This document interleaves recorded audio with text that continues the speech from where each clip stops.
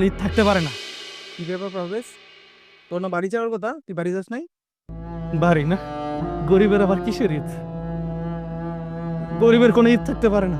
কেন, তুই কালকে স্যালারি পাস নাই? আরে আমি বলতেছি ও কি করবো? আমি এই যে বাড়ি ভাড়া পাই, এই বাড়ি ভাড়া না দিয়ে তারা দিল মাইরে চুপ করে যেতেছে গা। আরে বাবা, আচ্ছা তুমিই বলো, এইভাবে যদি জায়গা, তাহলে আমি ওই বাড়ি নিয়ে কিভাবে থাকবো?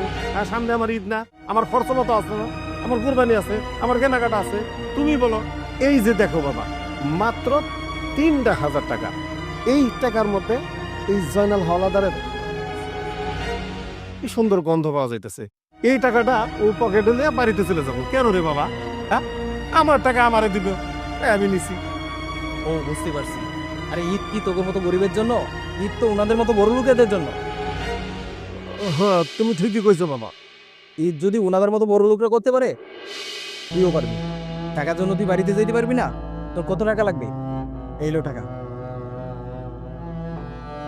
যা বাড়িতে গিয়ে ঈদটা করে আয়।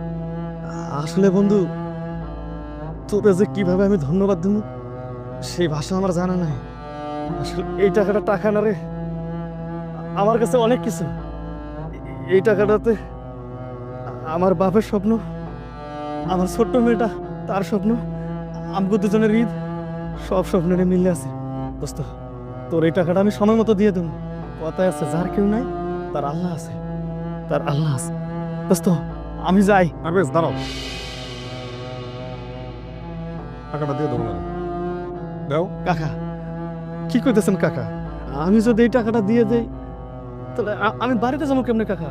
আমি বলতেছি ওনার টাকা ওনাকে ফেরত দাও। দাও বলছি। আচ্ছা কাকা।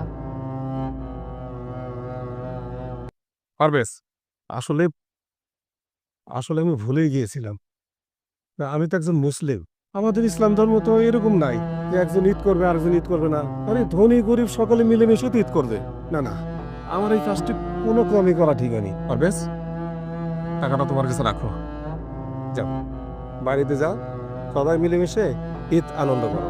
আরেকটা কথা বাবা, ঈদের পরে তোমরা যখন বাসায় ফিরে আসবে, তখন তোমাদেরকে সাথে নিয়ে এবং তোমার বন্ধু এই যে সুহেল, ওকে সাথে নিয়ে আমরা একসাথে কুরবানির গোশত দিয়ে খাবার খাবো।